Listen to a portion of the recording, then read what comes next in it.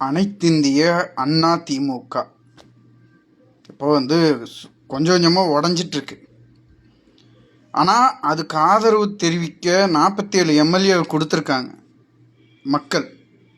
அப்போது நீங்கள் பண்ணுற இந்த பிரிவினைவாதம் எல்லாம் பிரித்து நான் அந்த பக்கம் போகிறேன், நீ இந்த பக்கம் போகிறேங்கிற இந்த மனநிலைங்கிறது கண்டிப்பாக ஏடிஎம்கே தொண்டர்களுக்கு சத்தியமாக மனசு ஏற்றுக்காது.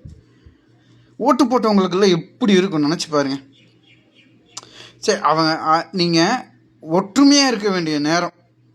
இப்போ நீங்கள் அந்த டிவிகேக்கு ஸ்டாண்ட் எடுத்ததில் டிவிகே சைடும் பிரச்சனை இருக்குது. நீங்கள் ஸ்டாண்ட் எடுத்ததில் அவங்களுக்கான விமர்சனம் வேறு வரும். நீங்கள் இப்போ பிரிஞ்சனால உங்களுக்கு தான் ஆபத்து. எப்படி அதிமுகவை நீங்கள் எப்படி ஒருங்கிணைப்பீங்க? டிவிகேக்கு ஆதரிச்சிட்டிங்க, ரீஎலெக்ஷன் வந்தாலும் வருது. இப்போ நீங்கள் இருக்கிற சூழ்நிலை நீங்கள் தான் மெஜாரிட்டியை நிரூபிக்கக்கூடிய இடத்துல இருக்கீங்க ஸ்ட்ராங்காக. நீங்கள் இந்த இடத்துல நீங்கள் எதிர்கட்சியாக நின்று இருக்கணும்.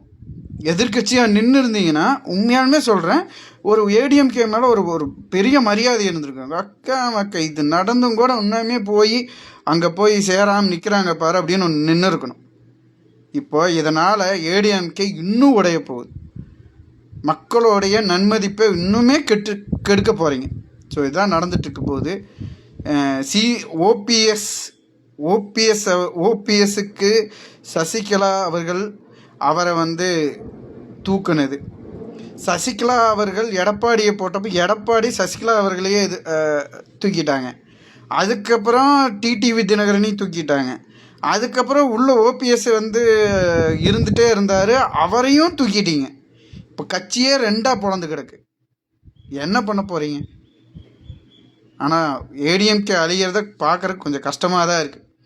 எங்கெங்கேயோ சுற்றி என்னென்னமோ ஆகி கடைசியில் ஒன்றும் இல்லாமல் ஆயிரும் தோணுது.